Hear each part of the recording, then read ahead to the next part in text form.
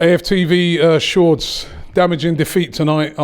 We come into the game, we're all feeling confident that we could get something out of it the way we've been playing, because it's not just like, for me, I wasn't just looking at it and saying to myself, oh, it's Palace, because Palace are a good side. But I'm looking at it, I'm saying, we've been putting in good performances, even when we, all year really.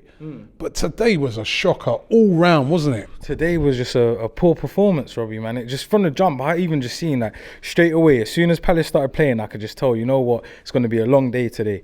And I would have been able to look at this game and just been like, you know what, poor performance, we could brush this off.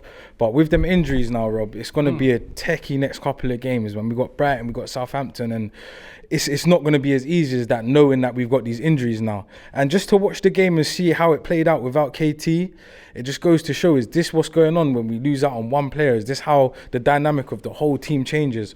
So for me, yeah, it was very upsetting watching the poor performance, especially, Rob, that all of them goals came from individual errors. Like, it wasn't a thing where it was just straight up play, it was all from individual errors. So for me, it was just sad to watch, man, sad to see. Do you look on it now? I mean, you've just made the point now of the injuries. Is that for you even more damaging than the defeat? Partey limps off, Tierney's out. I mean, all of a sudden, Tomiyasu's still out, not even on the bench. What's happening with him? You're starting to look at it and think to yourself, the squad looks so thin. It's gotten thinner and thinner and thinner, and that's the thing. When we was looking in January, we were saying that, like, Turkish has touched on it, and it's a thing where it's now, if we made them decisions in January, we may have stood more of a chance in this situation. Because in January we were looking for a striker, we were looking for a midfield player, didn't get either of them. Didn't get none of them, and now look, Lacazette, what can I say, man? Lacazette, I don't feel that threat anymore. I don't see it anymore. I don't feel it. I'm not comfortable as Lacazette as my striker. I get it. I know he falls back deep. I know he does his thing. He gets the ball. He plays the pass. But we've seen a couple little flicks and we're like, oh yeah, Lacazette. But at the end of the day, Eddie came on and showed a little stuff today, showed a bit of spark today. That spark what Martinelli has in front of goal, different. I don't see why we haven't made that rotation. We know that Martinelli's cold, he's ice cold in front of goal. We could play him up front, we could switch it around a little bit, but Laka, him being a threat up front is not enough for me now. I feel like those days are done. I feel like he can come on for half an hour, maybe a 1/2, but after that, there's nothing coming from him. So yeah, I feel like if those January transfers was made and we made them when we should have made them, we wouldn't be in a situation right now. It's the situation we're in. Tough games coming up, as you said. Brighton at the weekend, that's a must win. Away to Southampton, that follows. Then, and on any given day when they turn up, they can be a decent side. They're a very inconsistent side, but they can be another Palace on their day, right? And then we've still got to go to Chelsea. Still got to go to West Ham. These are all away games.